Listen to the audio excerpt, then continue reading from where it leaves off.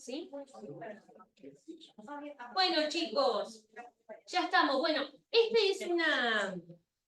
es una charla abierta, por así decirlo, de honorarios. Obviamente que es para nobles, pero bueno, acá el doctor también, colegas no tan nobles, que van a poder hacer sus preguntas también. Jóvenes. Jóvenes, Eso sí, obviamente, todos. por supuesto. Todos jóvenes. Y bueno, también tenemos la reedición del libro del doctor, vinculada directamente a los honorarios profesionales en provincia de Buenos Aires. Así que, en primera medida, obviamente, presentarlo. ¿Cómo es su nombre? Carlos Fernando Valdés. Carlos Fernando Valdés es el doctor, también es parte de honorarios de acá del CAL, así que pueden llevar adelante cualquier pregunta, interrogante, consulta que tengan. Y bueno, nos va a dar un acercamiento sobre la ley de honorarios y obviamente los nobles van a poder hacer cualquier pregunta. Antes pasamos, bueno, muchas gracias, para mí siempre es un gusto compartir estos experiencias, ¿no es cierto?, que uno ha adquirido en el tema de honorarios profesionales, que les aclaro, así como muchos me consideran un referente en la materia, también les debo decir que mi especialización en esta materia ha sido un poco casual por la función en el colegio, es decir, en un momento, en el año 2013, fíjense, le estoy hablando hace más de 10 años, se resolvió crear la comisión de honorarios y en el consejo muchos se miraban y decían, bueno, ¿quién agarra de presidente? Y me dijeron, Nando. Entonces, bueno, a partir de ahí empecé a trabajar el tema de honorarios profesionales, participé de lo que fue la comisión que tuvo a su cargo la sanción de la ley, desde la Comisión de Honorarios de La Plata, donde teníamos dos referentes nuestros, que fueron el doctor Canova Saragno y Martín Celi, iban llevando a la comisión especial que se creó en provincia lo que veníamos trabajando nosotros. Así que bueno, me fui haciendo en la materia con el paso de los años. Una vez que salió la ley, bueno, escribí esta ley comentada que quizás muchos conocen de Hammurabi, en el año 2018 la primera edición, y sacamos en el año 2024, o sea, este año la segunda edición. Así que bueno, también comentarles un poquito, es importante que sepan la función que cumple la Comisión de Honorarios del Colegio. Yo tengo la suerte de presidirla, donde nos juntamos los días miércoles, 12:30, están todos invitados. Acá lo veo al doctor Aquino, que suele acompañarnos muchas veces. ¿Cómo estás, Aquino? Bien. Donde pueden ustedes canalizar cualquier duda, inquietud, hacemos consultoría, charlas clínicas, jurídicas en materia de honorarios, siempre son bienvenidos todos. Y también tenemos por ahí una tarea más particular en lo que es la emisión de dictámenes específicos a pedido de los colegas, donde solemos acompañarlos en trámites recursivos cuando existen violaciones en lo que son los autos regulatorios a la ley de honorarios. Así que sepan también esto, pueden pedir el dictamen de la comisión, nosotros analizamos el caso, lo dictaminamos, lo elevamos al consejo directivo, el consejo directivo lo trata y se les entrega el dictamen una vez que ha sido tratado y aprobado para que acompañen sus recursos, ¿sí?, en todo lo que es cuestiones que estén en juego la valorización del trabajo profesional. Así que sepan que tenemos un amplio trabajo en la comisión. También tenemos un poco una tarea de ser observatorios, ¿no es cierto?, de ver cómo funcionan los tribunales en lo que es la aplicación de la ley. Cada fuero tiene sus particularidades, su problemática, y bueno, lo vemos nosotros desde el ángulo del ejercicio de la profesión. Vemos una situación difícil en lo que es la aplicación e interpretación de la ley, con mayores problemas en algunos fueros. Y bueno, todo eso lo tenemos monitoreado desde la comisión ya desde hace bastante tiempo. Así que cualquier duda, contacto que necesiten, estamos desde la comisión, estamos a disposición todos los miércoles 12:30. Si no, tenemos el mail honorarios@cal.org.ar, donde ustedes se pueden comunicar y nosotros eventualmente haremos la devolución. Así que bueno, dicho esto, ingresamos en la charla concretamente. Bueno, la idea es que por ahí no sea tan monótono lo mío, sino que podamos interactuar. Siéntanse con la plena libertad de interrumpirme, de preguntar. Esto hace dinámico la cuestión y en cierta forma también me facilita a mí interpretar lo que ustedes que han venido acá están necesitando. Por ahí yo he omitido algún tema que pudiera resultar interesante. Bueno, le comento un poco por arriba.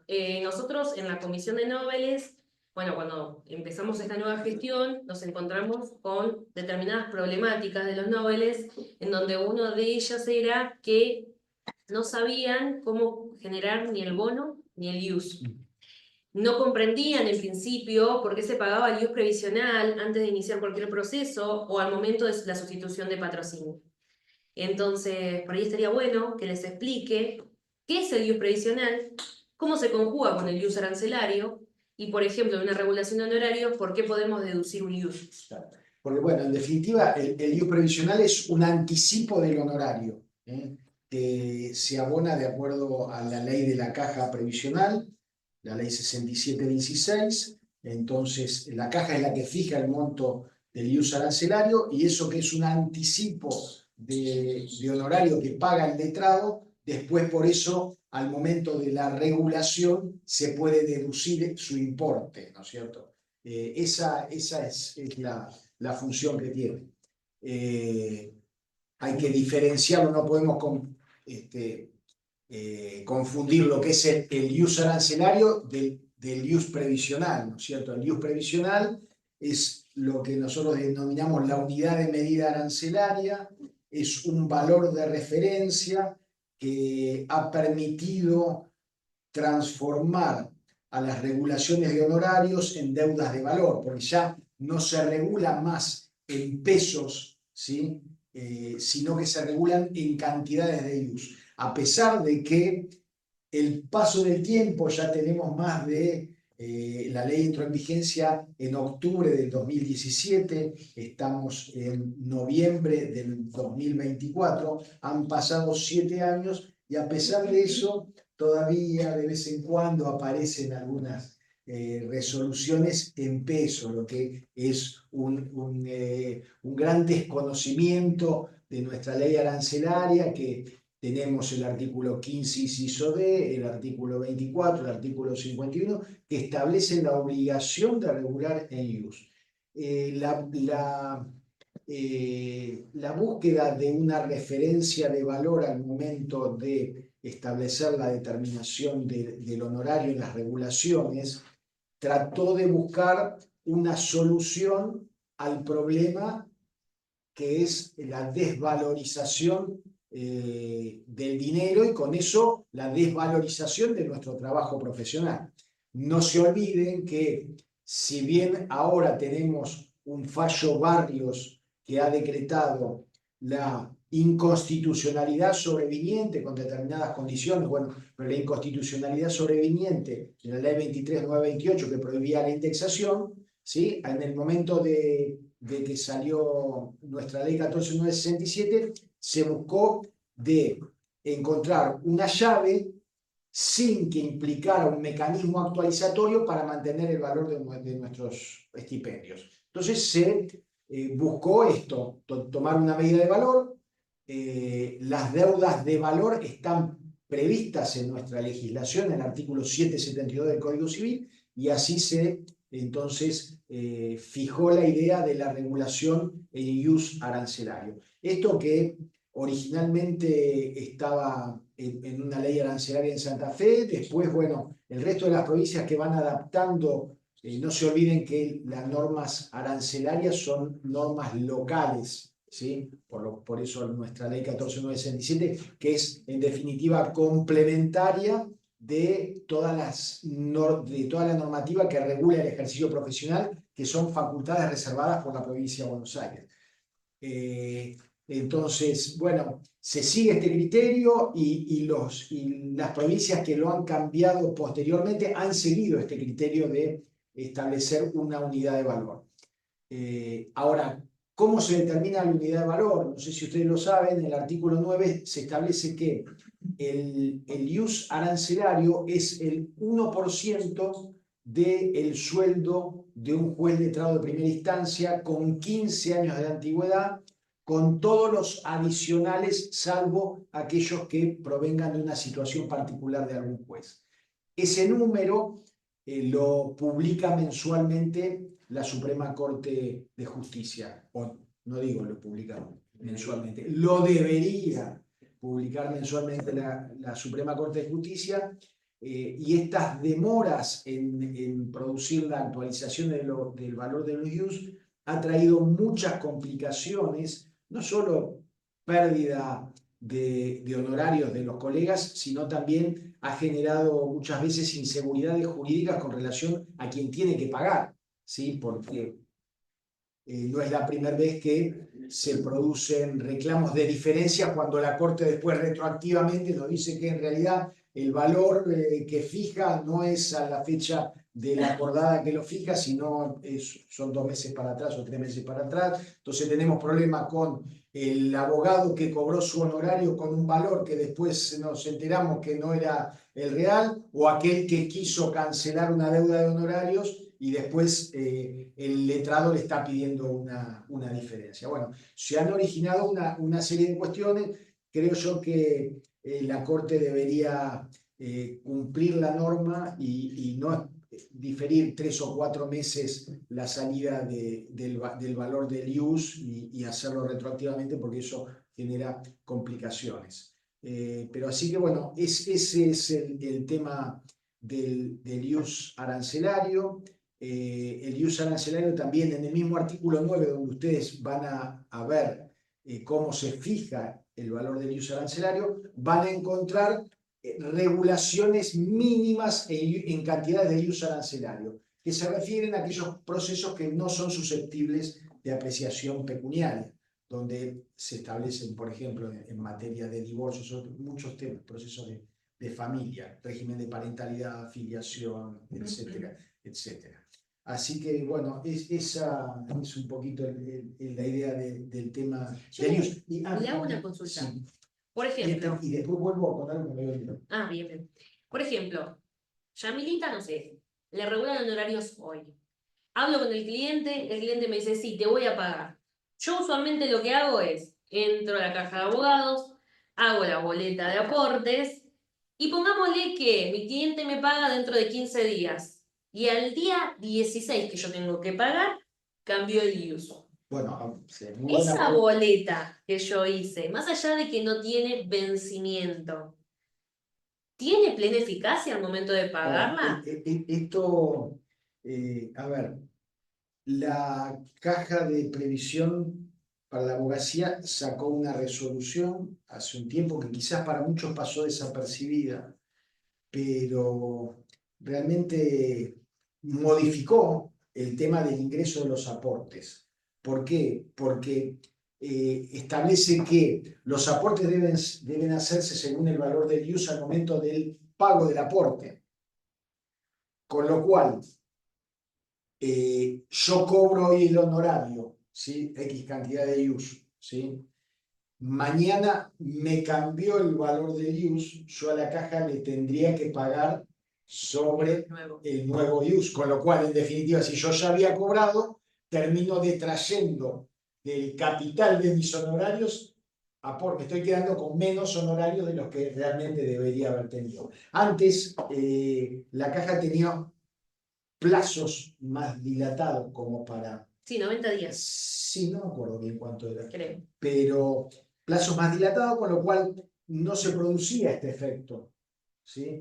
Entonces, hoy el consejo es, y no se queden en cartera con ese aporte porque puede generarse una modificación inesperada del valor del IUS como nos tiene acostumbrada la Corte y en consecuencia vamos a tener que pagar un honorario mayor, perdón, un aporte mayor que de dónde va a salir Nuestro bolsillo. de nuestro bolsillo, de nuestros honorarios. ¿Sí? ¿Alguna consulta? ¿No? ¿Sigo haciendo la consulta? Sí. Yo. Buenas tardes. Leyendo, estos son cuestiones no pecuniarias, me encuentro con el tema del valor de la consulta verbal, la consulta no verbal. Nos habla del concepto de apertura de carpeta. ¿Cuál es el alcance?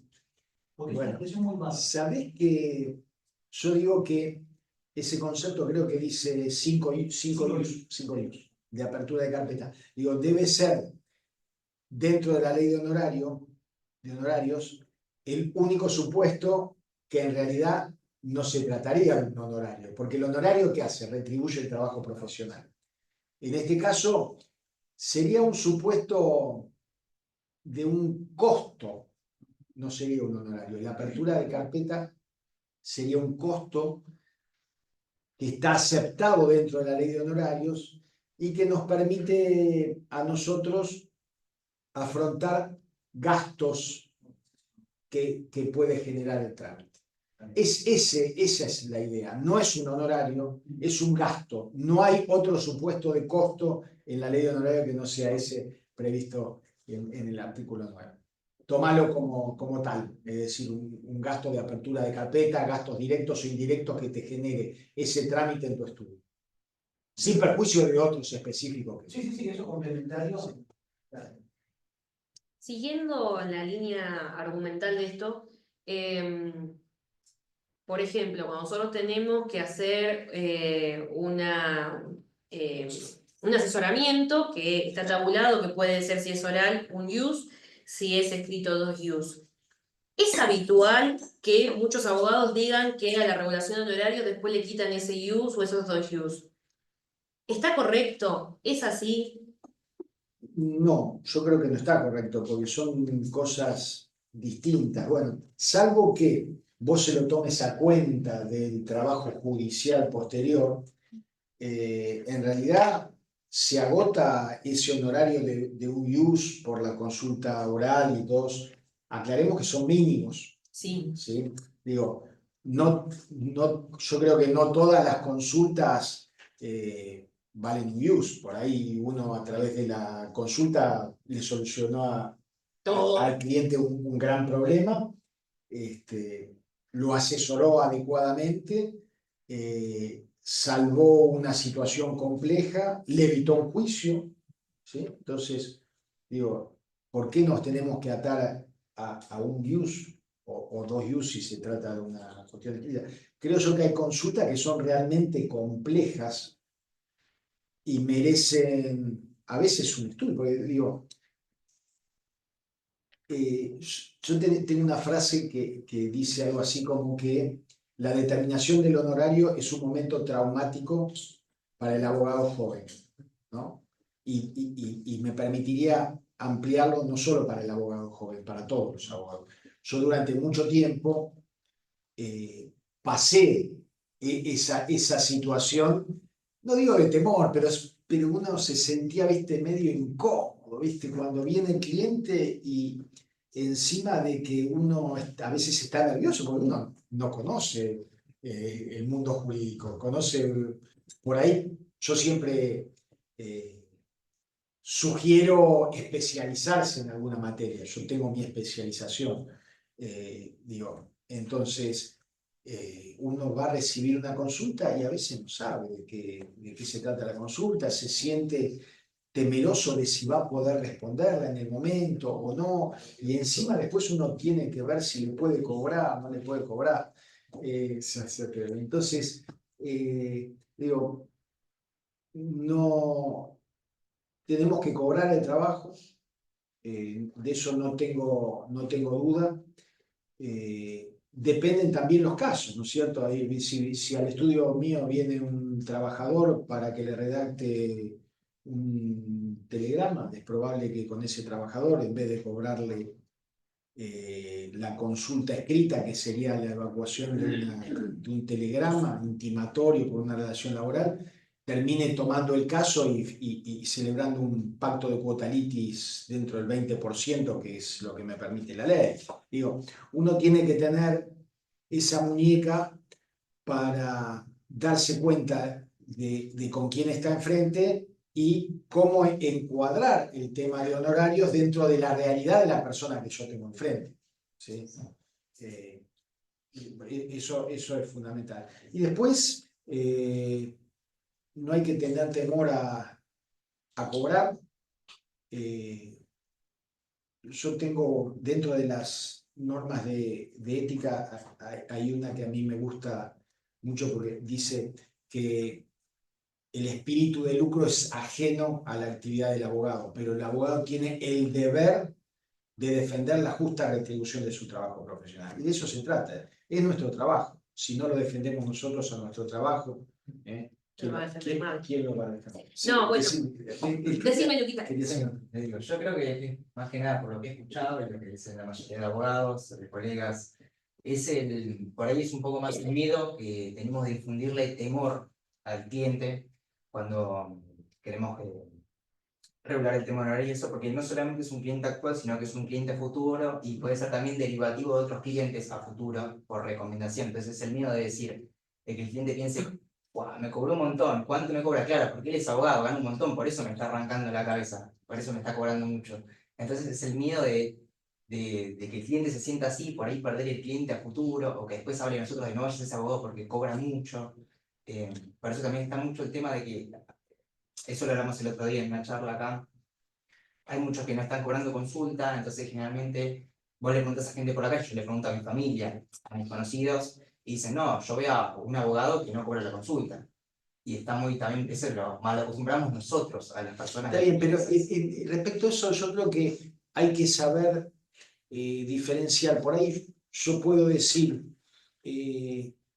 no le cobro la consulta, porque sé que voy a tomarle el trabajo a posteriori. Entonces, por ahí, y esto venía un poco con lo que vos decías, algo que vos lo tomás como algo a cuenta de lo que vas a hacer después. Digo, por eso hay que leer el cliente y hay que leer con qué tarea viene o qué tarea viene a plantearnos nosotros. Si yo sé que esa persona que viene se va a agotar mi actividad en esa consulta, no tengo duda que se la voy a cobrar. Ahora, si viene con una consulta que se va a derivar en una demanda que vos vas a hacer, ¿sí? Entonces, por ahí decís, es preferible pasarle el presupuesto por la tarea a desarrollar y no, esa consulta es una consulta realmente inicial, porque vos después la consulta, el trabajo lo vas a desarrollar en la actividad que en definitiva él te encomienda. Por eso digo, hay que ser cautos en eso y hay que hacer una buena lectura de qué es lo que nos está planteando el cliente para ver cómo nos movemos en el honorario. Si conviene cobrarle la consulta, porque es probable que después no venga más. Conviene cobrarle la consulta porque yo le estoy solucionando ese problema y él se va con un problema resuelto, ¿sí? O conviene decir, te escucho, veo que es realmente lo que necesitas y te voy a hacer una propuesta de tarea.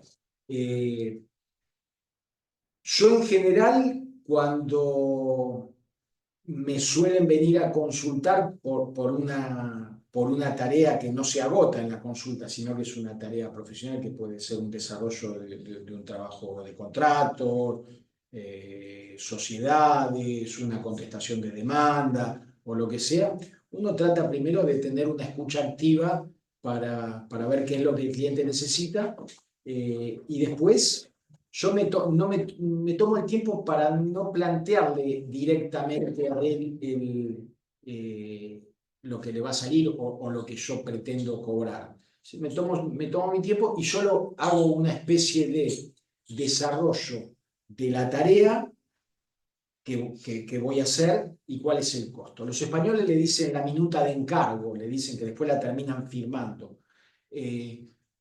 yo no siempre firmo convenios, hay veces que sí, a veces que no, pero bueno, en el paso inicial desarrollo la tarea y cuánto le va a salir en un mail inicial, para que él me lo confirme o no, y en función de eso, si es necesario, después hago el acuerdo, ¿sí? No sé, es una forma que yo tengo, pero sí yo tengo la certeza de que, bueno, esto lo suelo decir muchas veces, que ese ida y vuelta inicial que tenemos con el cliente es el único momento en que el letrado y el cliente va a tener un interés contrario, ¿sí? ¿Por qué? Porque naturalmente nuestros clientes van a venir a tratar de tener el mejor servicio de un abogado al menor costo posible. Y uno va a estar tratando de defender la justa retribución de su trabajo. Entonces, ese momento inicial hay que tratar de superarlo, pero no postergando cosas, ¿sí? Creo yo que es esencial superarlo con certeza, con transparencia, que el cliente tenga un acabado conocimiento de los costos, ¿sí? Porque muchas veces esas situaciones no resueltas en los momentos iniciales son las que en el futuro terminan desgastando la relación abogado-cliente, que ustedes saben se basa fundamentalmente en la confianza que tiene el cliente hacia uno.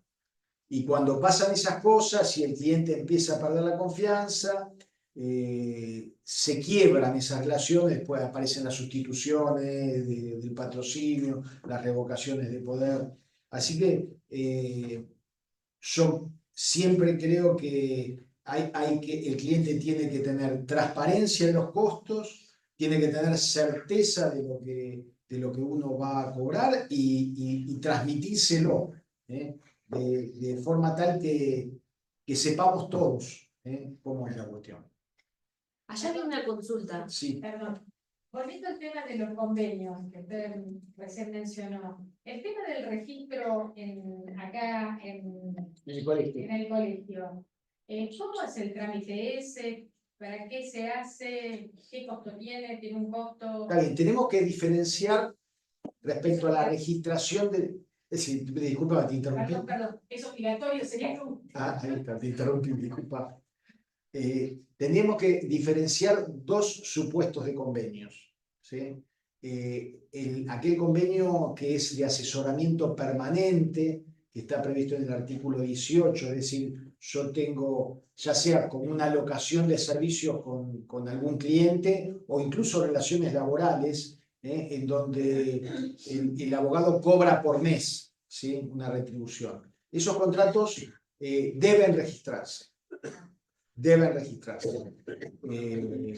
¿Por qué esos contratos deben registrarse? Porque este tipo de contratos tiene la situación de que como vos en definitiva estás cobrando un pago mensual, ¿sí? Ese pago hace que vos no puedas cobrar al mismo cliente también los honorarios regulados, porque estarías cobrando dos veces de la misma persona. Entonces, bueno, esos contratos se registran y bueno, lo que hace el colegio es una evaluación acerca de si los términos de ese contrato importan una justa compensación del trabajo que vos haces. O sea, se mete el colegio en el contrato para analizar lo que te están pagando y la tarea que tenés a cargo, ¿sí? Claro, Le hago una cosa. serían los convenios que uno hace, por ejemplo, para hacer tal juicio, no sé. No, abonos de asesoramiento jurídico permanente.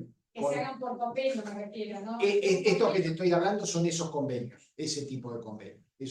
En esos casos el abogado lo que va a cobrar es la retribución mensual, sea bajo forma de locación de servicios, sea bajo forma de contrato de trabajo, y el honorario a la contraparte en caso de que sea condenada en costas. Bien. Claro, y la consulta es esta. Pongámosle que tenemos ese convenio de honorarios.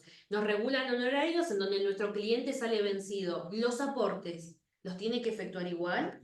Lo debería hacer Más allá el del cliente, convenio de sí, honorarios. lo debería hacer el cliente, porque Bien. en este caso, supone que sea una relación laboral, el abogado tiene aportes hechos en otro sistema jubilatorio, ¿no? Claro. Entonces, sí, en general, lo que se pone en esos convenios que esos aportes son a cargo del locador Del servicio. el locatario de servicio o el empleador. Bien, entonces no aportaría, como dice la ley de honorarios, el 10% por ser vencido, sino que tendría que cubrir el 20% por no pagar el honorario. Eso en general figura en todos los contratos que nosotros vemos Perfecto. ante la registración. Chicos, esto es muy importante, ¿eh? Perdón Sí, que le hice otra vez. pero ya voy a la otra porque me quedé con la mitad. Por ejemplo, el otro día, no voy a hacer nombres, pero viene un convenio a registrarse al colegio y establecía que en el caso de que resultare victorioso, en definitiva, la parte que defiende el abogado en ese convenio se comprometía a ceder, era una relación laboral, en este caso, se comprometía a ceder los honorarios que le tenía que pagar la contraria, porque había sido condenada en costas, a cederlo a su empleador. Pero eso es algo totalmente propio del honorario. Bueno, por eso. Entonces, le dijimos, en el análisis que dijimos, digo, no puede ser que ese honorario que es propio del trabajador, el empleador aparezca beneficiado pagando menos porque por un honorario que ganó el abogado a la parte contraria. Claro. Entonces le dijimos, y aparte había una cesión de honorarios a favor del empleador. ¿Sí? Cuando nuestra propia ley 14.967 dice que la cesión tiene que ser a otro abogado. Entonces, bueno, le hicimos esas observaciones y los terminaron corrigiendo. Hicieron una letra para corregirlo. Vamos al otro supuesto. Convenios de honorarios por tareas particulares. Por ejemplo, un convenio de honorarios porque voy a contestar una demanda, seguir un juicio, un pacto de cuota litis, el resultado, un juicio laboral, un juicio de daños y perjuicios. Esos convenios también pueden registrarse, lo dice la ley, no me acuerdo si en el artículo 2 o el artículo 3, pueden registrarse, pero esa registración es voluntaria. ¿Sí? ¿Y para qué sirve? En definitiva, el colegio no hace un análisis de contenido de esos convenios. Sirve simplemente como el registro de cualquier otro instrumento privado que hace el colegio y que en definitiva te sirve para darle fecha cierta. ¿Sí? Ahora vos me podés decir, ¿y para qué sirve darle fecha cierta a un convenio? Porque, y digo, entre los supuestos que creo que son importantes están los referentes a los pactos de cuota litis. ¿Por qué? Porque el pacto de cuota litis tiene digamos, un término dentro del cual debe celebrarse, ¿no? Que es el pacto de cuota litis. Bueno, hago una breve referencia. El pacto de cuota litis implica la participación como honorario del abogado en el resultado del juicio, ¿sí? Es decir, cobra un porcentaje de lo que va a cobrar el cliente, sin perjuicio de lo que cobre a la otra parte del concepto de honorarios.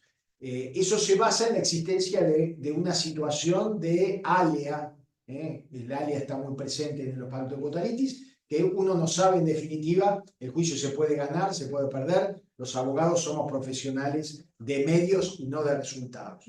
Entonces, ha pasado en donde se han presentado pactos de cuota litis por instrumento privado luego de una sentencia, ¿sí? Entonces, algún tribunal de trabajo lo ha rechazado porque no tenía fecha cierta y la sentencia, el área ya había cesado. Entonces, Creo yo que dentro de las posibilidades de que pudiera haber interés en dar una fecha cierta a un convenio, en este caso un pacto de cuota litis, podría ser esa. Perdón, ¿tiene algún costo? No. Disculpe, doctor, y ahí viene una pregunta que la hemos hablado en algún momento y ha sido interesante para muchos. ¿En qué etapa de un proceso sucesorio, por ejemplo, se puede interponer o se debe interponer un convenio de honorarios? Es muy buena la pregunta. Recientemente hicimos un dictamen, que hoy creo que lo tratamos hoy en la comisión. Fíjense la situación. Un colega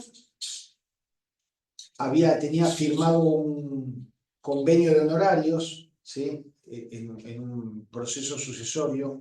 Es difícil hablar porque muchos le ponen pacto de cuota litis. No en todo proceso sucesorio puede haber un pacto de cuota litis, porque, es decir, si yo me presento con un heredero que sé que va a ser heredero declarado, y bueno, y el trámite no se genera ninguna contingencia que pudieran tener un resultado incierto, eso no es para un pacto de cuota litis, cuando hay área, ¿sí? Son convenios de honorarios. Pero bueno, más allá de la disquisición semántica, el colega había hecho un convenio de honorarios donde cobraba el 8% del valor real del bien, ¿sí? Lo sustituyen, no, perdón, renuncia. Y cuando renuncia, presenta el convenio y después encima pide una regulación de honorarios. O sea, todas cosas malas para su convenio, ¿sí? ¿Por qué? Porque cuando Me parece uno... que es un juicio en el que estoy yo. Me parece que es un juicio en el que estoy yo. Bueno, pero digo, ¿Hay un incapaz? no lo sé. Ah, bueno. No lo sé. Pero digo, tengamos presente algo. Si yo tengo un convenio de honorarios, si yo renuncio al patrocinio o renuncio al poder, lo que en definitiva estoy haciendo es produciendo una resolución unilateral del convenio, porque yo estoy dejando de cumplir a lo que me obligué. En ese caso, el convenio cae y la regulación y uno va a regulación judicial. De la misma forma, si yo pido regulación de honorarios, que está a cargo de la misma persona con quien yo firmé el convenio, no puedo tener un mismo obligado al pago por dos causas distintas.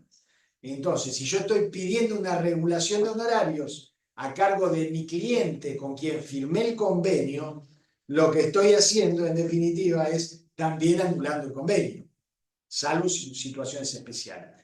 Entonces, tengan presente eso. Por eso digo, el convenio hay que presentarlo y antes de que haya una regulación, porque si yo no presento el convenio y después pido regulación, estoy anulando el convenio. Lo que pasa es que hay algunos colegas que lo que hacen es, el convenio lo guardo y pido regulación en el mínimo y trato. ¿Se entiende lo que están haciendo? Chicos, ¿se entiende lo que está haciendo? Pero el problema en esos casos es cuando después... Perdón. Pero ya terminé. Pero el problema es después, cuando te regularon el mínimo legal y no te cumplieron el convenio, y vos después venís a decir, pero yo tenía el convenio. Te lamento del alma. Ya fue, ese convenio ya fue. Perdón. Sí. O cuando te sustituyen y piden regulación de horario, por ahí o presentan algún bien y no te dieron tiempo a presentar el convenio, porque a veces entre que te firman... Sí, bueno. Me refiero a la sucesión, Bueno, parece que tienes un montón de sí. está juntando la firma. Mira, a veces esto tiene también que ver con otro tema que yo podría decir que podríamos aplicar un criterio analógico. El criterio analógico es el de aquellos casos de los profesionales que son en los procesos sucesorios, ¿no? El profesional es sustituido, ¿sí?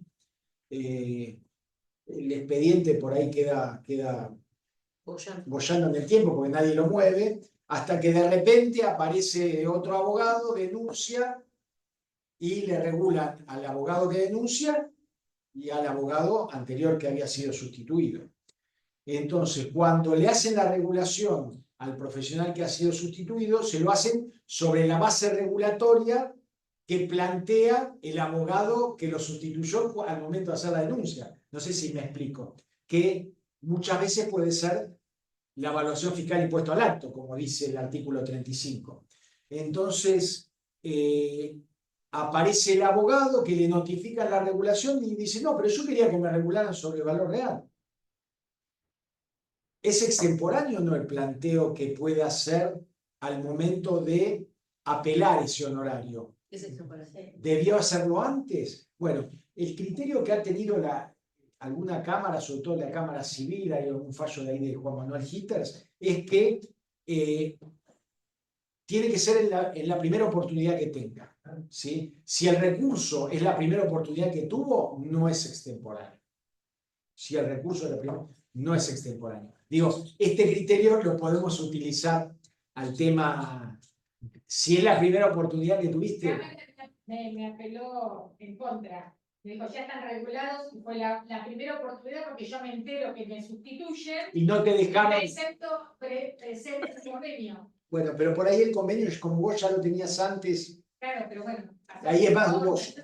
Pero bueno, podrías en todo caso alegar que fue la primera oportunidad. En el tema de cuestionamiento de valores, ¿sí? Cuando el colega pretende que sea por valor real y pretende instituir el mecanismo estimatorio que está previsto en el artículo 27, inciso A, y que es aplicable a las sucesiones por el 35, hay cámaras que han resuelto que si es la primera oportunidad que tiene, anulan y vuelven todo para atrás para permitir el procedimiento estimatorio.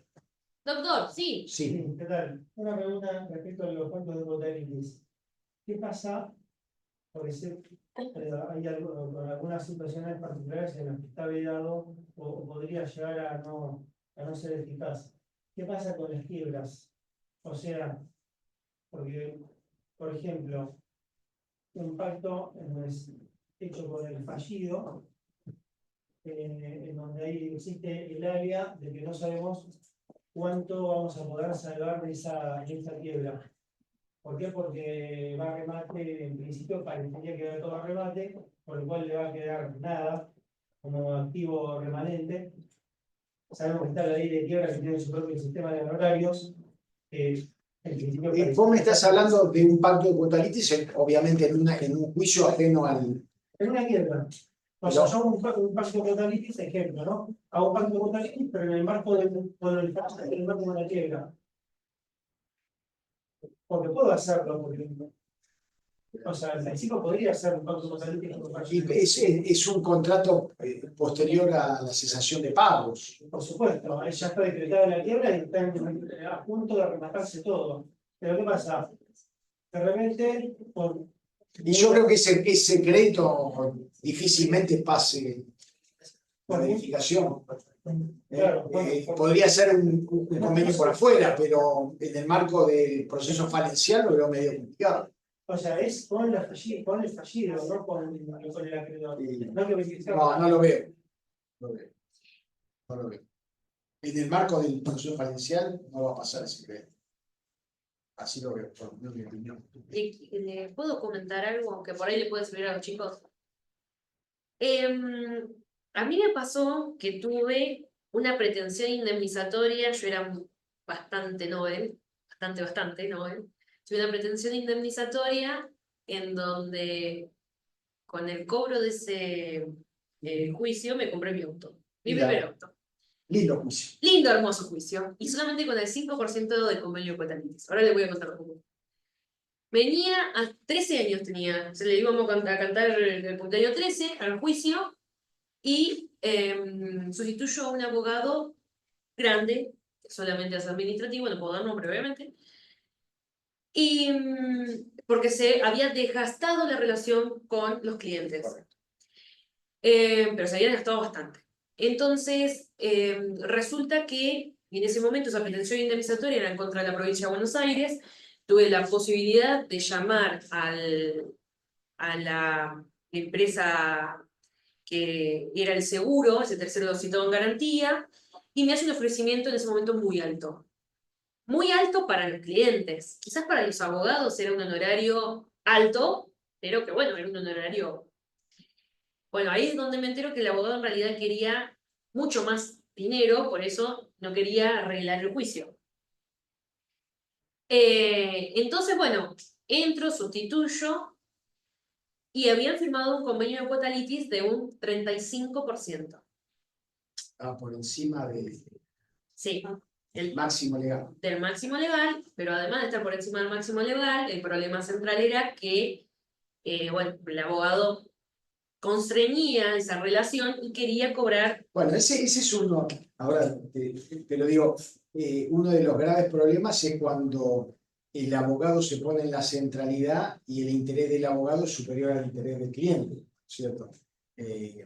La verdad que ese es un grave error en el manejo de un caso. La verdad que siempre nosotros, el interés primordial no es el del abogado. No, El tal cual. espíritu de lucro es ajeno a la actividad del abogado.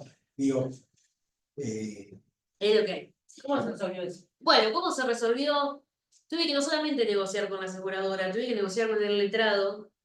Y cuando negocio con el letrado, porque no presentaba el convenio de cuota litis, pero yo lo vi la copia y todo. Bueno, resolvimos un porcentaje menor, acorde a la ley, porque se lo solicitaba acorde a la ley.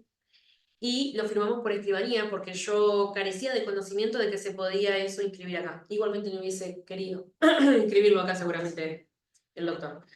Bueno, entonces, o sea, hacemos eso y la cuestión es que me quiere trabar el cobro de mis clientes presentando convenio de Guatalitis. Entonces, yo ni lerda ni perezosa, agarré y le dije, perfecto, quiere cobrar eso. Yo ahora cumplo con el artículo 21 de ese pacto. Le destrabé una plata, le pagué el artículo 21, y como estaba en la escribanía, presento el convenio de Guatalitis que él quería trabarme, y le mandé la caja de abogados. Y le dijo, perfecto, usted hubo regulación de horarios y cobró esto, del convenio de Guatalitis tiene esto, tiene que bajar toda la tarasca junta. Así que no se hagan los vivos. O sea, moraleja, no se hagan los vivos con los clientes. Ni tampoco con otro abogado que tengan enfrente.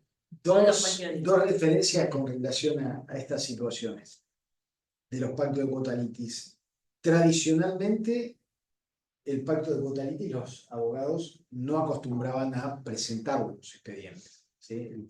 Lo tenían guardadito en la carpeta. En general, hubo una época, bueno, yo soy un poquito mayor que la mayoría de ustedes. En la época en que el cliente venía a cobrar el giro acá a la esquina del banco de tribunales, lo acompañaba el abogado y en oportunidad en que percibía su dinero, ahí era el momento de cobrar el cuota litis. Bueno, mecanismo que empezó a hacer agua a partir de las cuentas las bancarias. cuentas bancarias y las transferencias electrónicas. Entonces, empezaron a aparecer en los expedientes los pactos de cuota litis. Esa es la realidad por la cual hoy cada vez vemos más pactos de cuota litis que se presentan, ¿sí? Después, si no se presenta, uno corre algunos riesgos. Pero bueno. ¿Qué pasa si un cliente viene y hoy lo ve a usted, Doc, y le dice convenio de cuota litis, no sé, una indemnización, ¿no? Convenio de cuota litis, 20%. Se enojó con usted. A los 2 meses lo sustituye por otro abogado, convenio de cuota litis del 20%. Se volvió a enojar, o sea, lo que me refiero es una sucesión. Es un tema interesante ese porque ¿qué pasa con los sucesivos pactos de cuota litis? ¿No? Porque no nos olvidemos que para hacer un sucesivo pacto de cuota litis, de alguna forma tiene que haber terminado la relación con el primer abogado, con el segundo y con el que esté en el tercero. Entonces, la idea es, el concepto es la sustitución o la revocación de un poder no afecta la validez del contrato, principio general. Con lo cual, si yo tenía en materia laboral, supónganse, el tope es un 20%, yo tenía ese 20%, el posterior nuevo pacto de cuota litis que pudiera haber celebrado se hace sobre una porción indisponible de crédito, porque estaba agotado con el 20% que se celebró conmigo, que es un convenio que mantiene vigencia, con lo cual ese segundo contrato es inoponible a mi contrato. Esa es mi Entonces, postura. esa es su postura, pero entonces, si nosotros tuviésemos que ir a la Cámara no toma la postura de, por ejemplo, ¿Prorratear? sí, No debería, al menos no lo que yo sostengo. Porque el primer contrato es válido, no es válido en parte, es válido en todas sus en partes. todas sus partes. Y, Con lo cual no debería haber un prorrateo. Distinto es el caso de suponente que figuren varios profesionales en el mismo contrato de pacto de cuota litis y no se establezcan porcentajes entre los que suscriben el pacto de cuota litis. En ese caso sí, el juez debería hacer un prorrateo entre ellos en función de la tarea realizada, si no se ponen de acuerdo tampoco los propios letrados. bien, pero entonces, si el primer pacto de cuota litis tiene la absolutez en principio Bien. y tenemos, por ejemplo, 3 pactos de cuota litis concatenados, ¿qué Para mí, pasa? los sucesivos son nulos, porque están fuera de escala máxima. Los Pero sucesivos entonces para mí los son, abogados que trabajaron no cobrarían. cobrarían la regulación de honorarios por la tarea efectivamente realizada, pero no el pacto de cuota litis. O sea que estuve re bien haciendo la morigeración del pacto de cuota litis sin saberlo. Impecable. Sí, esa tarea quedará a regulación judicial. Perdón, y si se presenta un convenio y el cliente desconoce la firma, Pasa y pasa bastante. ¿cuál es la respuesta? ¿Ya homologar? No podés homologar. No, bueno, la verdad que la primera discusión es si los convenios se homologan. Esa es la primera discusión que tenemos que tener. O si naturalmente traen aparejada la ejecución. No hay un criterio uniforme. Acá hay un artículo. El 50 y pico habla de ejecución. Sí, pero de ejecución del convenio, claro, sí. Hay un artículo, déjeme que lo encuentre. En el artículo 3 dice, el contrato podrá ser presentado en el juicio por el profesional o por el cliente en cualquier momento. Dice, en cuyo caso la regulación de honorario deberá efectuarse con sujeción al mismo. O sea, parecería que lo que dice la ley que vos presentás el convenio y el juez te debe regular honorario de acuerdo al convenio. ¿Puede entenderse esto como la homologación? No lo dice expresamente, podría interpretarse que sí. Hay algunos que realmente directamente consideran que el convenio trae aparejada la ejecución o a lo sumo dan previamente un traslado para que se reconozca la firma y no necesitan, es ley entre las partes, es un contrato, tiene fuerza ejecutoria entre ellos y lo llevan para adelante sin necesidad de homologación judicial. ¿Sí? Pacto de cuota litis en materia laboral sin duda necesita homologación por el artículo 277 de la Ley de Contrato de Trabajo, ¿sí? que exige la homologación, pero en materia civil está discutida la cosa.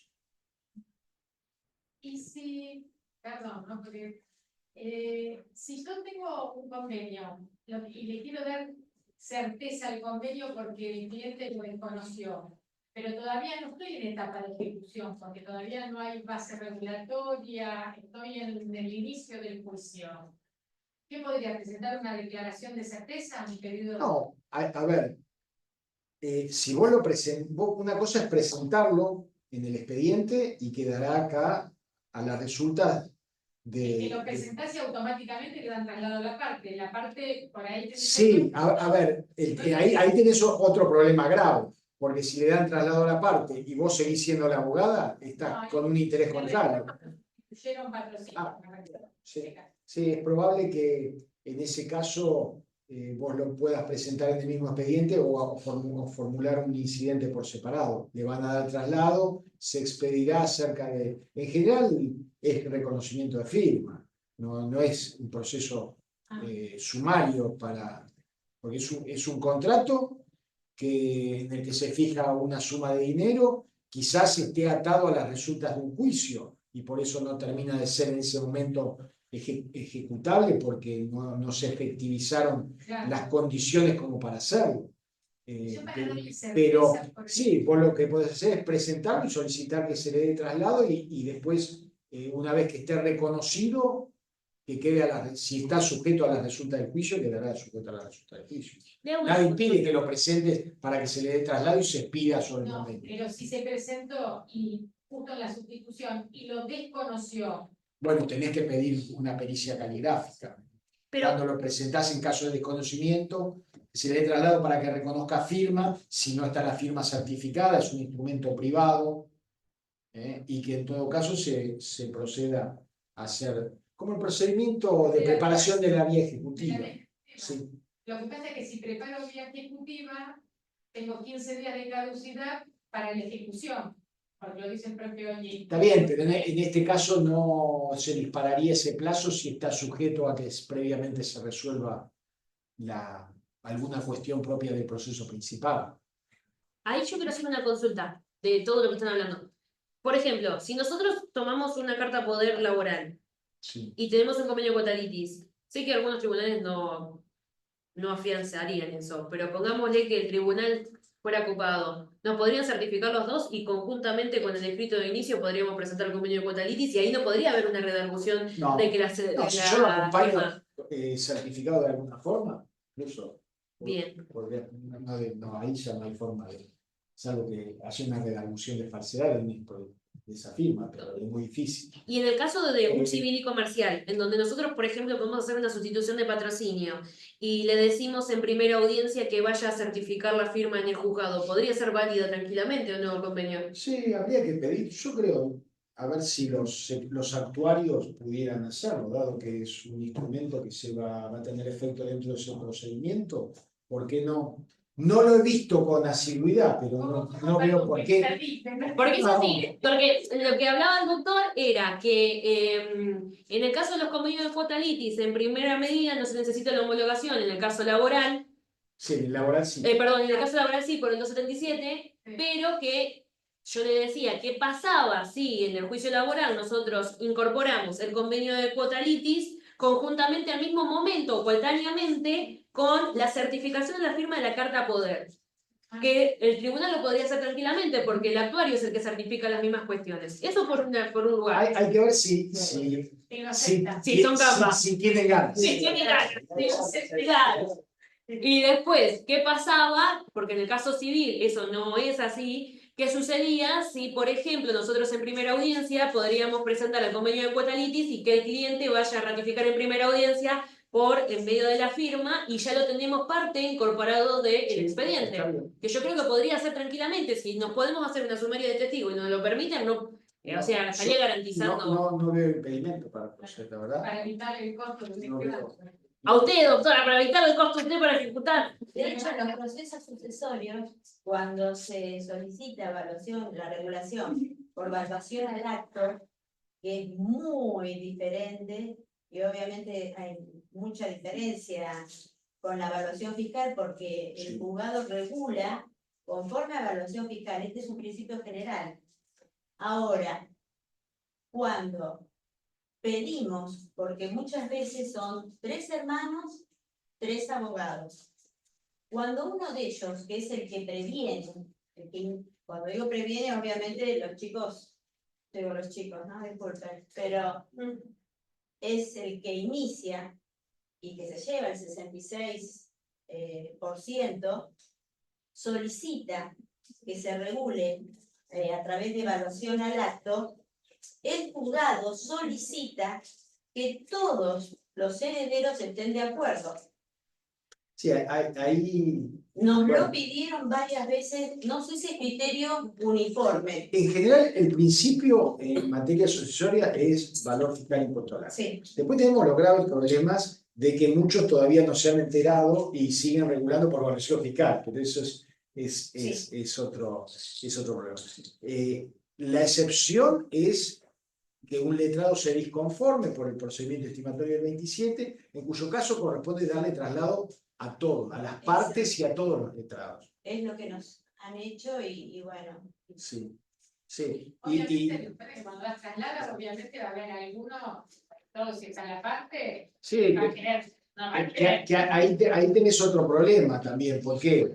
Porque si vos querés que tus honorarios sean regulados de acuerdo al valor real y hay que darle traslado a tu propio cliente y tu propio cliente no quiere, ahí ya tenés otra situación de intereses contradictorios. Con lo cual, en esa incidencia no podrías representar al cliente porque tiene un interés contradictorio al tuyo, ¿sí?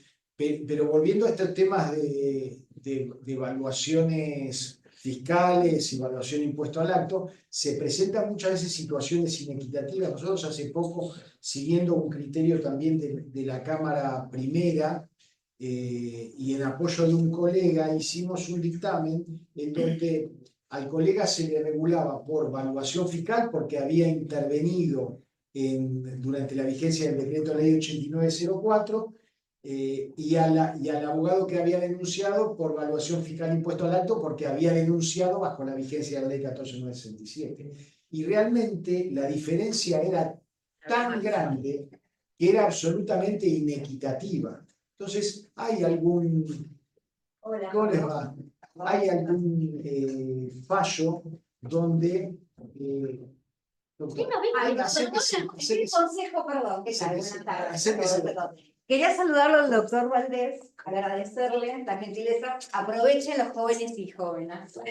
Aprovechen porque la verdad es el presidente de la comisión que tenemos de honorarios y brillante, tiene un libro, tiene una trayectoria muy amplia en esta temática. Entréguele ahí para que...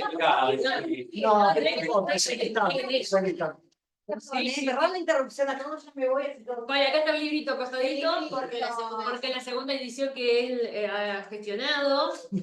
Así que bueno. ¿Lo podemos hacer acá? ¿Salimos de la tele? Sí, tienen todo, tienen todo. Salimos de la Bueno, tele. tele. Ahí. Un poquito más para acá. Perdón, Ahí está. Ahí está, perfecto. Está en vivo. Muy bien, perfecto. Sí, interrupción en vivo.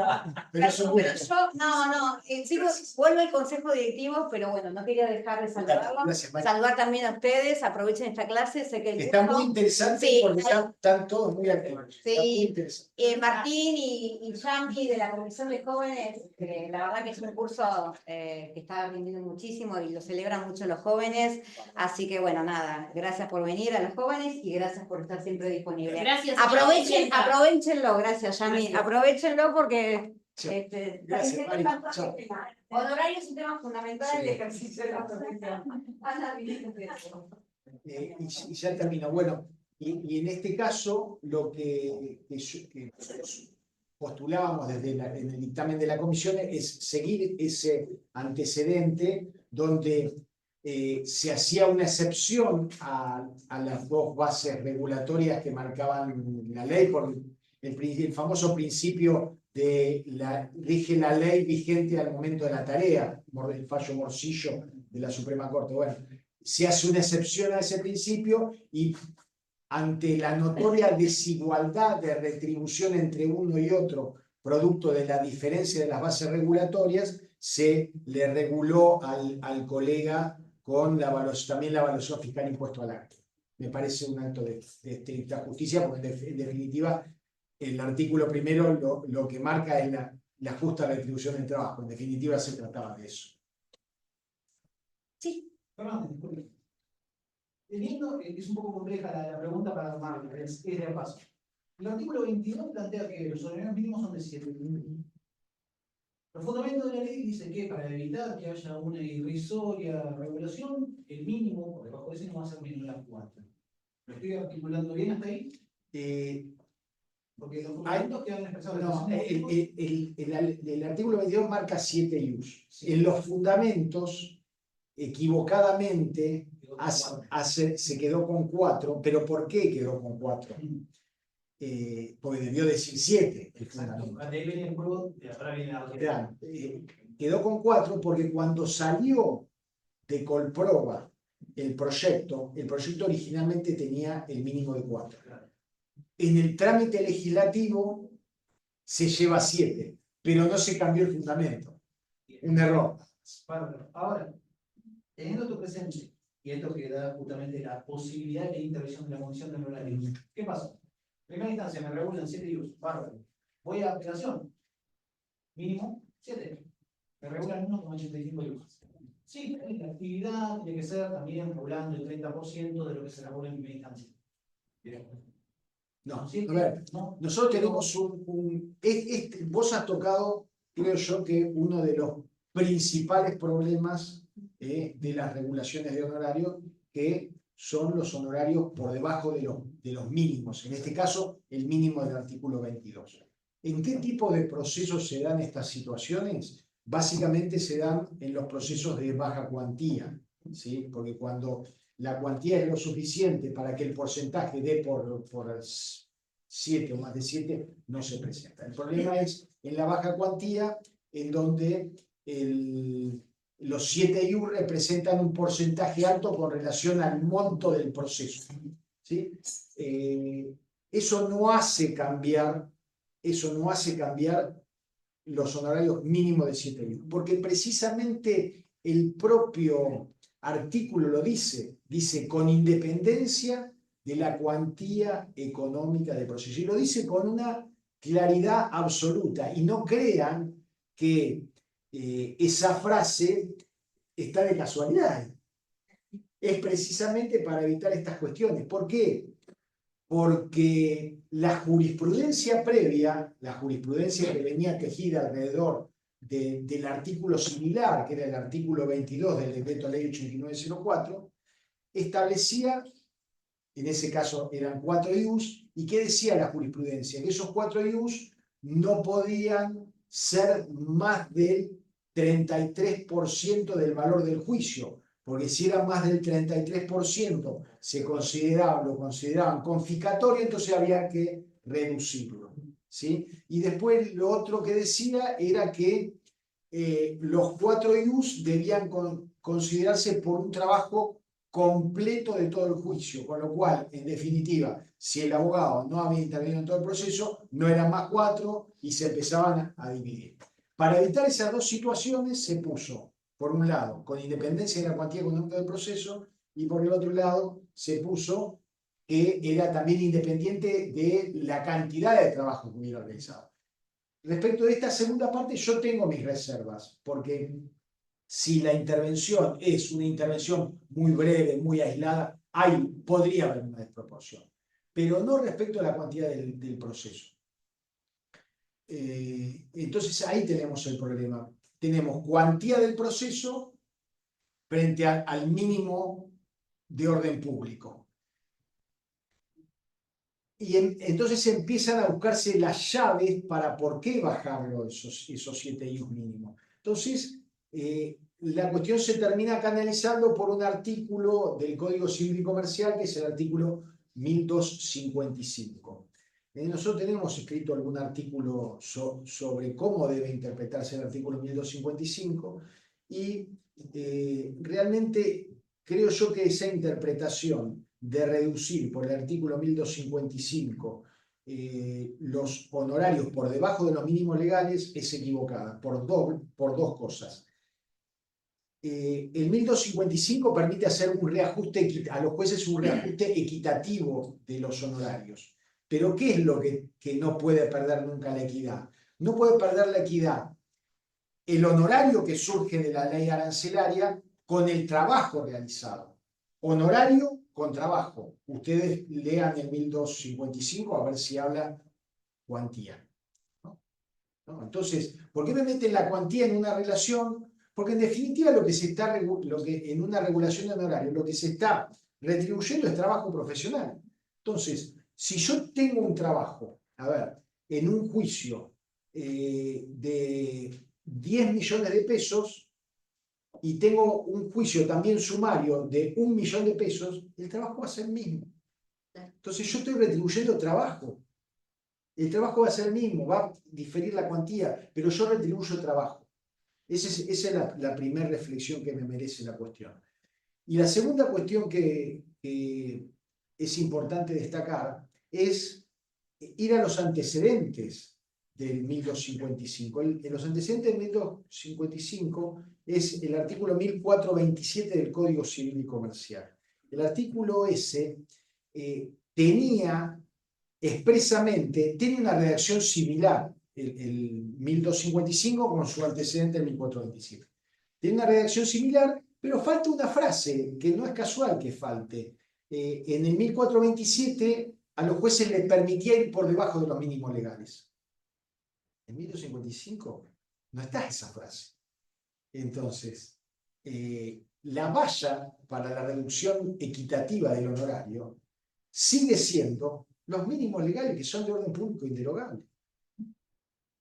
Como principio. Entonces, a mí que me demuestren que los 7 IUs, en comparación con la tarea realizada, realmente resultan inequitativos.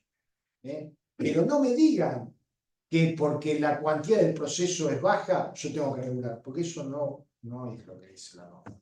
Bien, teniendo en presente. Perdón. No quiero perder el video porque me quedo la idea.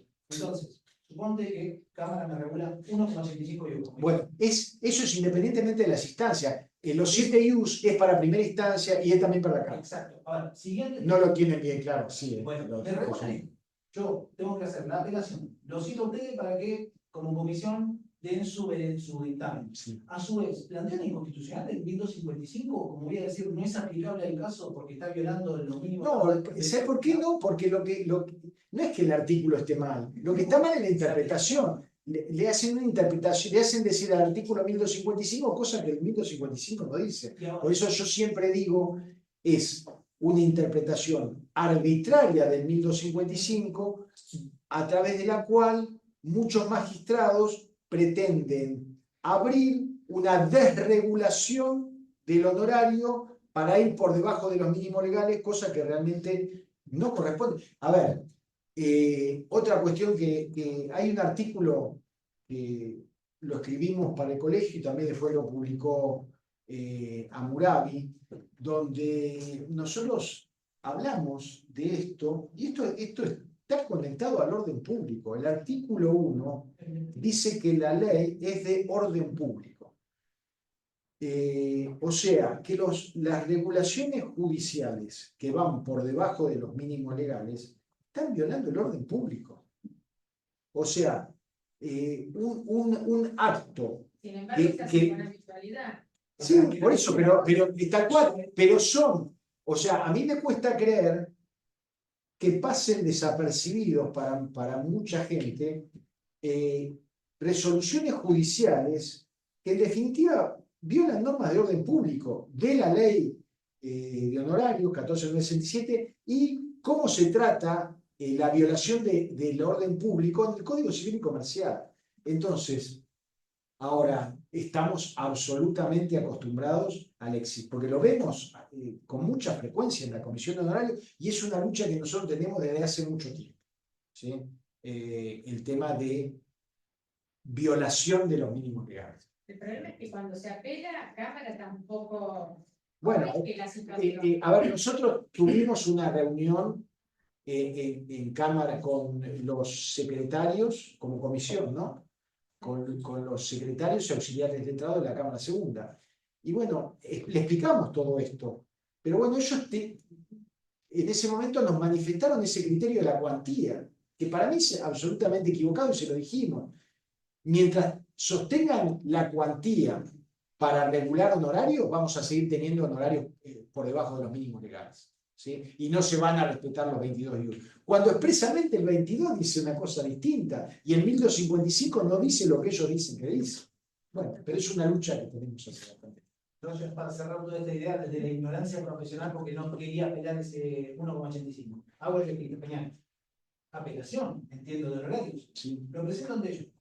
¿Lo pasan a otra sala? No, apelación de No, honorarios, apelación de una resolución de Cámara. Claro, ¿cómo la No hay. recurso de inaplicabilidad de ley. Eso también, que le ley. Sí. A ver, nosotros lo hemos intentado, varios lo hemos intentado con algún mediador, lo hemos intentado con una abogada del niño, niña y adolescente, y te cierran las puertas. Por eso, no Te me cierran las puertas. de la vía posible. Y también una revocatoria in extremis. Claro. Por eso- La ley dice que son los fallos de los tribunales colegiados, obviamente las cámaras, son irrecurribles. Te queda un recurso extraordinario o una revocatoria in extremis que la Corte por ahora no está decidido a abrir algún recurso para empezar a tratar estos temas, a pesar de que en la primera charla, en el primer Congreso Provincial de Honorarios que se hizo aproximadamente un año en el Teatro Met, que lo organizó Colproba, donde tuve, gracias a Dios, la posibilidad de hablar en parte de estos temas, ¿no es cierto? Hubo palabras en ese momento el doctor Torres, que era presidente de la Corte, que en su manifestación decía que la Corte debía revisar la jurisprudencia de honorarios que estaba tejida sobre el decreto ley 8904 a la luz de la nueva normativa.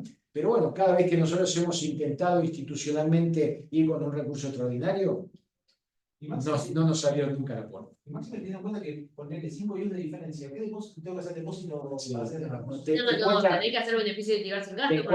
te encuentran, nosotros en el recurso intentamos esquivar todas estas barreras como para saltear el monto y el depósito y bueno, y no nos saldría. Está bien. Gracias. Había otra pregunta por ahí, ¿no? Sí.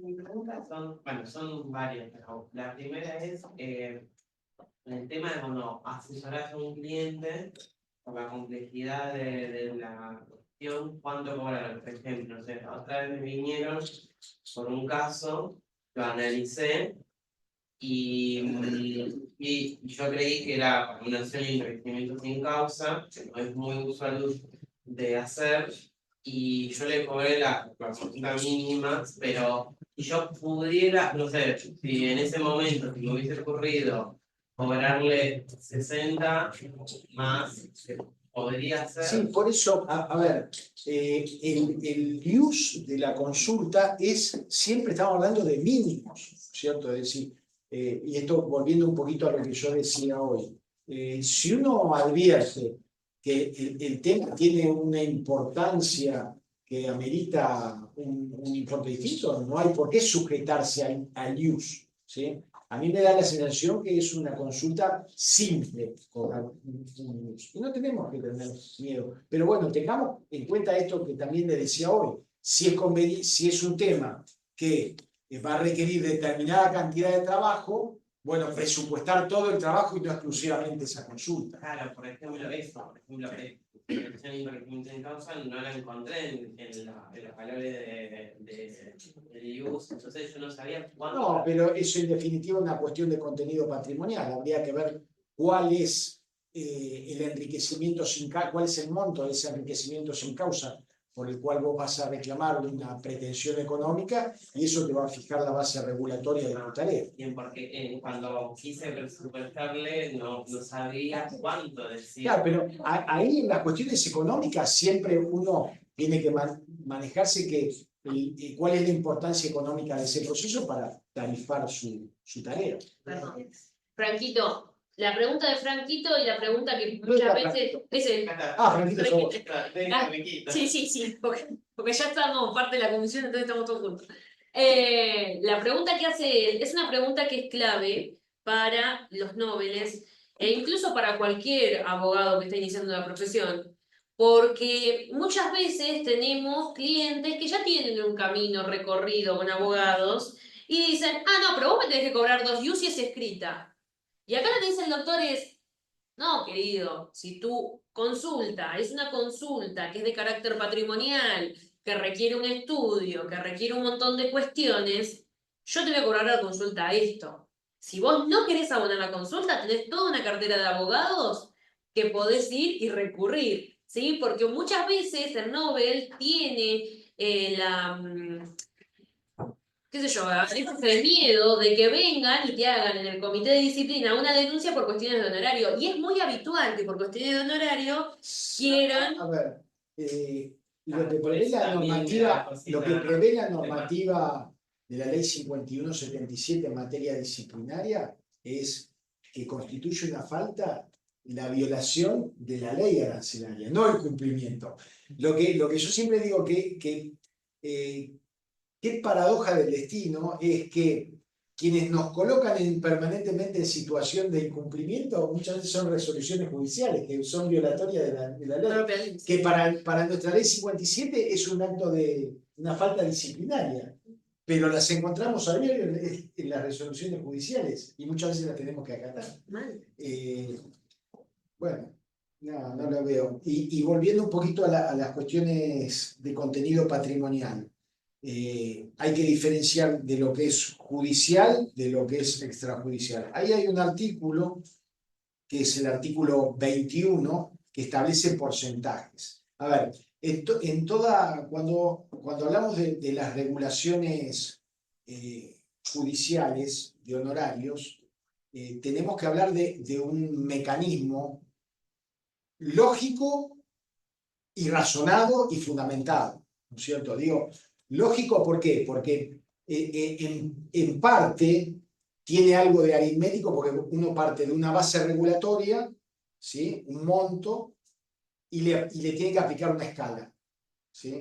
El artículo 21 habla para los procesos de contenido económico que es la escala general del 10 al 25, ¿sí? Entonces, dentro de ese margen, del 10 al 25, aparece la facultad ponderativa del juez para decir por qué me posiciono en el 17,5, por qué me posiciono en el 14, por qué me posiciono en el 20 o por qué me posiciono en el 25. ¿Sí? Entonces, si bien se parte de un mecanismo matemático, hay una tarea ponderativa que debe ser debidamente fundamentada.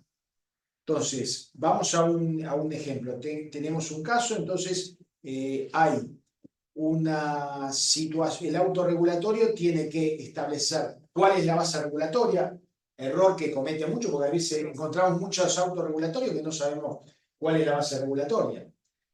La aplicación de ese porcentaje, tenemos que diferenciar también si la parte es ganadora o perdedora del proceso, porque no es lo mismo, ¿sí? El artículo 16 dice que el honorario del letrado de la parte vencedora, esto es lo que es el principio objetivo de la victoria, yo le llamo, se debe partir de la media de la escala. La media de la escala, si la escala es del 10 al 25, la media es el 17,5. ¿Sí? Entonces, el honorario del letrado de la parte victoriosa parte del 17,5. El juez lo puede llevar para arriba hasta el 25 o lo puede reducir, pero hay una diferencia. Para llevarlo para arriba no necesita fundarlo. Si lo quiere bajar del 17,5, lo debe fundar, ¿sí? No lo puede hacer sin fundamentación. Y después tenemos el honorario del letrado de la parte perdidosa, que no puede ser superior al 70% del honorario del letrado de la parte triunfadora, ¿sí? O sea, fíjense cómo se maneja. Entonces, cuando el juez termina de aplicar el porcentaje a la base regulatoria, uno tiene, con toda la ponderación de la tarea profesional, todas las pautas ponderativas del artículo 16 de la ley 14.967, llega a la conclusión de que le corresponde tal porcentaje. Eso se manifiesta en una cantidad. Si tengo una base en pesos, le aplico un porcentaje, el 20%, el 17,5% si soy vencedor, me va a dar una cantidad en pesos. Esa cantidad en pesos yo la divido por el valor del IUS y me da la cantidad desde IUS. Ahora, suele haber en los autorregulatorios que no deberían estar expresados en pesos, pero a veces están las dos cuestiones. La cantidad de tantos IUS equivalentes a la fecha a tantos pesos. Pero eso no lo transforma el autorregulatorio en una obligación alternativa, es decir, si debo IUS o debo pesos. No, debo cantidad de IUS, que se van a transformar en pesos en un momento, que es el momento del efectivo pago.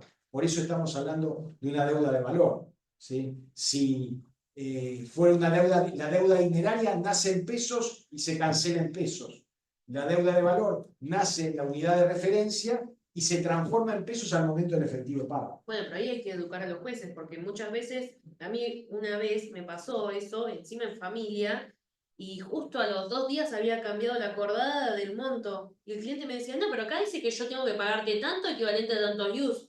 No, corazón, pero cambió el use. Por eso no son alternativas las obligaciones. Y hay otras veces que he visto autos regulatorios de los tribunales de trabajo donde te dicen que es tantos use equivalente a tantos pesos. Y que esos pesos se mantienen aunque cambie el use mientras no caigas en mora. Sí, No es así. no. Cambian la ley, no es así. Sí, no. Volviendo a la ley, ¿ya estamos tranquilos? Sí. Sí, no, haga, doctora, haga pregunta. No es por ahí básica, ¿no? Pero yo intervine en un divorcio donde había intervenido 2 comisarías. El divorcio había empezado en el 2006. O sea, empezó con el código viejo. Claro, en 2006 y con las 2 defensorías. Estas personas pasó el tiempo, había quedado inconcluso, hubo que desarchivarlo, bueno, todo.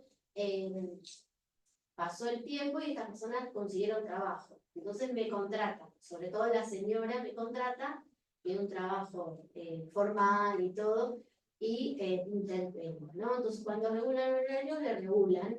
Ahora, el señor se quiere casar, está apurado, y ahora la señora es la que no quiere pagar, porque, bueno, esas cosas que pasan, ¿no? La cuestión es que el señor ya me abonó mi honorario y abonó la defensoría que le correspondería a él. Abonó la totalidad. Ahora, en la caja de abogados me dicen que no está No está cumplido el artículo 21. Claro. No, a veces lo que es. Y yo le digo, le mandé mail a la defensoría y la defensoría me dice, no, nosotros no tenemos que pagar aportes. Entonces, ahí se termina perjudicando el señor. El problema es el tema de aportes. De la defensoría. Sí. No, pensé que era el tema de. No, a mí la caja ya me dijo. Y el abogado, perdón, tu cliente te pagó la totalidad. Pagó la mitad. Pero bueno, la inscripción se puede conseguir con relación a él, nada más que es. Sí, eso aclara la caja, que la capacidad anuncial solo la recupera el señor. Que es lo que yo estoy apurada porque él me pagó. Sí, ahí está el tema de los aportes de la defensoría. Yo soy media mala ahí. Yo soy malísima. Porque usualmente el defensor tiene, más allá que tiene la matrícula trabada, tiene una matrícula. Entonces, ¿yo qué hago? Me meto en caja de abogado y pongo aportes, que es abajo en provincia, que es aportes sin acreditación. Busco, porque antes teníamos que buscar por todos lados el número de DNI y ahora lo tenemos con el domicilio constituido electrónico. Pongo el domicilio constituido y cumplo el aporte. Entonces, cumplo artículo 21. ¿Listo? Pago el aporte de la defensoría. El problema es, Doc, si usted a la defensoría le pagó el aporte del 10%. Claro. Bueno, va a tener que pagar más, paga 2 veces. Va a tener que llamar al cliente y decirle, tenemos que adjudicarle. Sí. Pero eso no lo puede dar el juez por cumplido. No, porque usted tiene que cumplir el artículo 21. Es una obligación. A mí, por ejemplo, se me han muerto abogados. Entonces vos cumplís el artículo 21 y decís, en atención al... Y tengo, por ejemplo, medida cautelar. En atención al cumplimiento del artículo 21. Que el abogado fallecido, felicito, apertura de cuenta bancaria, depósito honorario. Después, si nosotros lo notificamos, no lo notificamos, bueno, se verá. Pero me tiene que tener por cumplido todo, porque si no es muy difícil. Bueno, y yo ahora le quería hacer otra pregunta. Dale. ¿Estamos? Sí. No se ponga mal. Vamos. Era jóvenes y nobles, por ejemplo, ¿no? No es la parte que la acompaña. Chan. Yo tengo para que también los chicos entiendan, porque hoy hablamos en las sucesiones del valor al acto, del valor fiscal. Ahora, ¿qué pasa con el valor de mercado o el valor de plaza? Está pasando una sucesión en los cuales son 4 sobrinos. 2 son patrocinadas por mí. Los otros 2 los denunciamos en el expediente. En legal tiempo y forma, uno viene con otro patrocinio, se incorpora. 1/4 no paga, no quiere saber nada. No se presentó. En el auto de declaratoria de herederos, obviamente salen los 4 herederos, más este que que está ahí. Si no se presentó, no aceptó la ley. Bueno, pero que quedó ahí. Entonces, yo le agarro y le digo a mi clienta, le saco todos los gastos, yo le pedí una tasación y le digo, bueno, y los valores de tasa y sobretasa de justicia, son al valor de tasación. Y me dice, no, yo no quiero hacer el valor fiscal. Y le digo, no, corazón, porque vos tenés un heredero que no se presentó. Y vos tenés que suplir la firma el día de mañana de esta venta, de estos 3 que quedaron de acuerdo, con este cuarto que no se presenta con la firma del juez. Y yo tengo que abrir cuenta bancaria para darle su parte, por más que no se haya presentado a recibir la Sí, herencia. ahí hay un problema que es el heredero no se presentó y fue declarado igual heredero. Sí. Pero No, tengo que matar al juez. Pero ahora que por más que vos notificás y no se presenta, se lo tiene por aceptarlo. Sí, claro. Una Está en el aceptación. protocolo, casi está. Es una aceptación casi. Entonces, bueno, la realidad es que yo, a ver, ahí estoy actuando mal en decirle que voy por el valor de plaza, porque si no, o sea, yo hago la venta, suple el juez la firma y al tipo le deposito 2 chauchas de la evaluación fiscal. ¿Estoy haciendo una estafa? A ver, el abogado tiene la facultad de conformarse, o sea, vos por derecho propio podés tranquilamente argumentar que es valor real.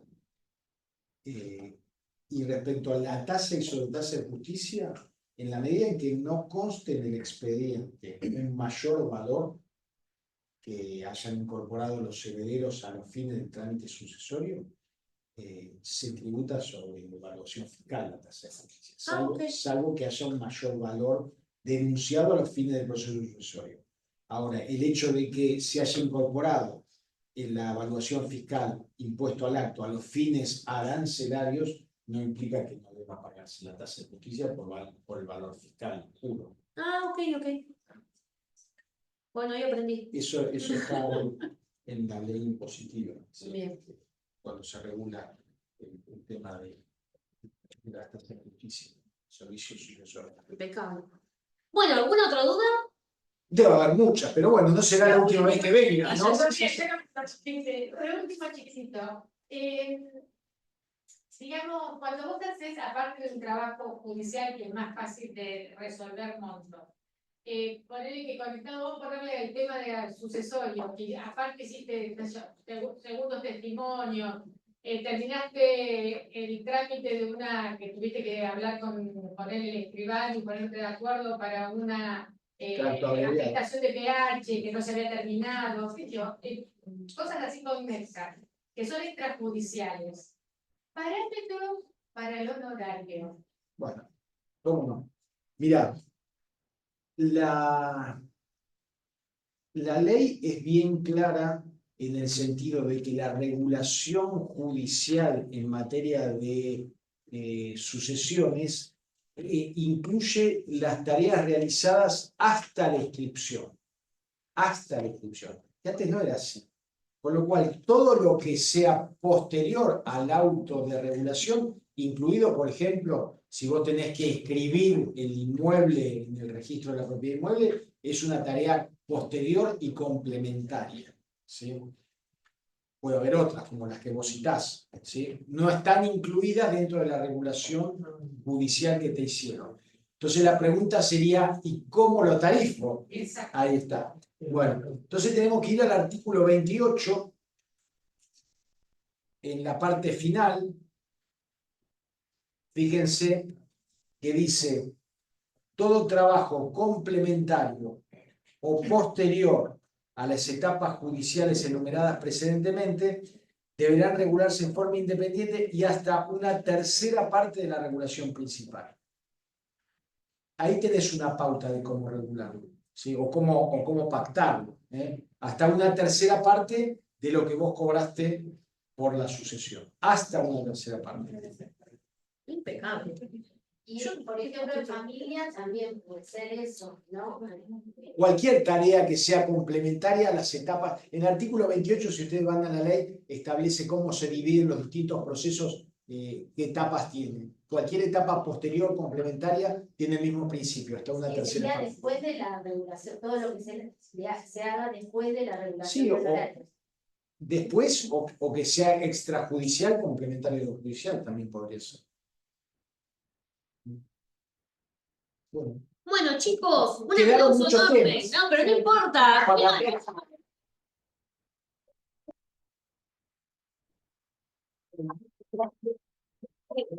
Me gusta, obviamente, hablar de estos temas, hablar, no solo tenemos abogados de experiencia, abogados jóvenes, pero es una problemática la del honorario que cuando pensábamos que la ley de honorarios venía a solucionar un montón de problemas, el andar de la ley nos ha encontrado con un montón de dificultades, con un montón de malas interpretaciones, y bueno, así que seguimos en el camino de la lucha de la defensa del honorario. Muchas gracias, Carlos.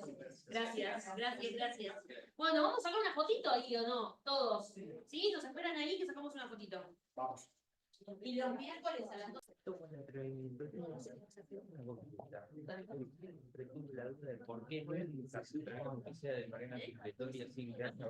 Chicos, el libro del doctor es la segunda edición de la Ley de Honorario de Abogados y Procuradores, la 14967, que la pueden conseguir en Editorial Hammurabi. Y hay un ejemplar en la biblioteca para nosotros, para que consulten. Yo tengo el primero, yo traje el primero. Pero ya está el segundo, vino a presentar el segundo. ¿Sí? Gracias. Determinada cantidad de libros, sí tenés que esperar que haya otra.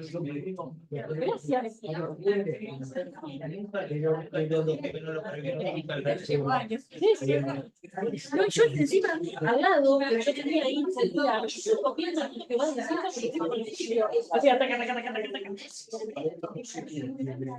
Llegaste a la vos te podrías presionar, hay un pequeño de la elección de cuál es su Me conoce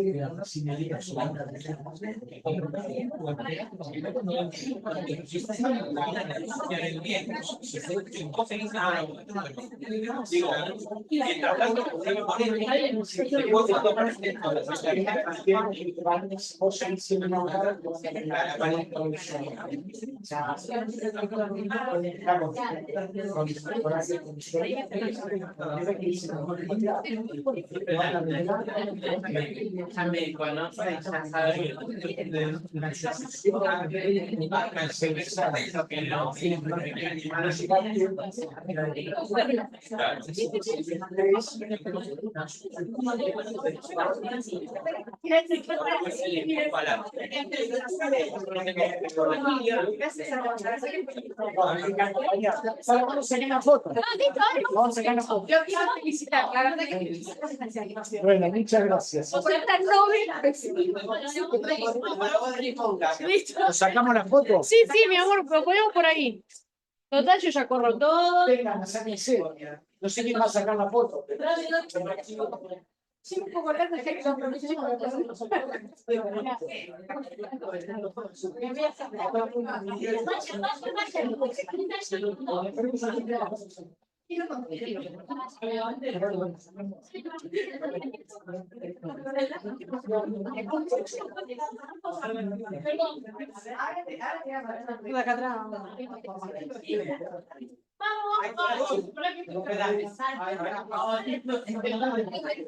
Vamos a equiparar la... Ahora salimos todos. Sí. Ahí sale quién va. Pasó una pregunta. Está adelante, ahora ponemos segunda.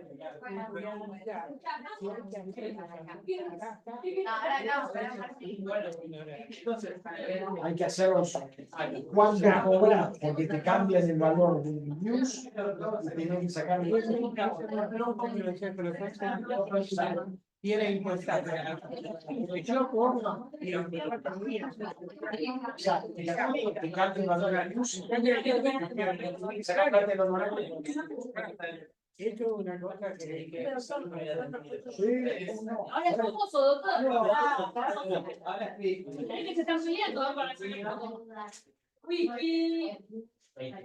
Ahí está, aquí. Ahora Dorita. Dorita. La doctora Cortina. La doctora Cortina.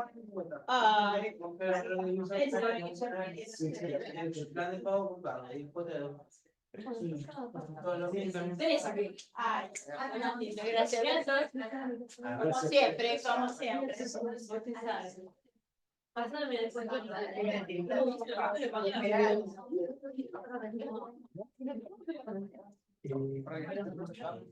No lo tengo para ver. Está lo que editorial la mandaba. Y si no lo conseguís sacar en la biblioteca, la primera edición, la segunda no está, la tengo que traer, la segunda edición. Gracias. Un gusto, Nicolás Lozano. Encantado. Muchísimas gracias. Te felicito por la inquietud del 22 porque es uno de los problemas. En la profesión nos pasa esto, viste que de repente, a ver, yo llevo 9 años, pero en el trajín te dicen, no, pero, y la cámara te está firmando y te dice la jurisprudencia, che, tiene que... Ese es el grave problema que hay. La violación de los mínimos legales y el incumplimiento del artículo 20. Que te cortan las piernas, o sea, y lo mismo. ¿Sabés la cantidad de regulaciones que vienen a la Comisión Honoraria? Me regularon con 45. 0,84. En Dolores me regularon 0,64. Bueno, a ver, pero también, La verdad, me indigna. Me indigna. pero de corazón, uno labura para la profesión, bárbaro, quiere ayudar a la gente. Es irrisorio eso. Me indigna. Pero del otro lado sí, caramba, o sea, ¿qué te obligan? A despreciar a la gente que tiene problemas que no te pueden Por pagar. eso, la llave de todo eso es en aquellos casos en que se pueda. Pero también no puedes dejar a la gente que no está en fondo, pues, Sí. no lo podemos tener atención porque también dicen, no, era un coche. Por eso digo, en aquellos casos en que se pueda, no en todos los casos se puede hacer. Te agradezco la posibilidad de poder tener un diálogo, está buenísimo. Voy a ver si me acerco un miércoles. Me interesa. Justo, ¿eh? Me interesa porque Son interesantes. Vemos todos casos. y lo de la una banda. O sea, eso era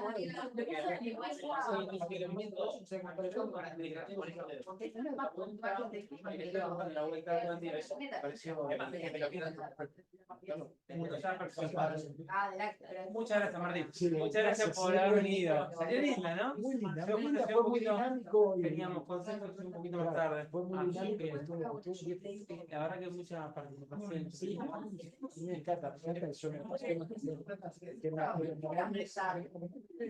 tanto tiempo trabajando sobre un tema de verdad es tan importante. Yo de que me dio tan mal aplicado. Seguimos en la mitad.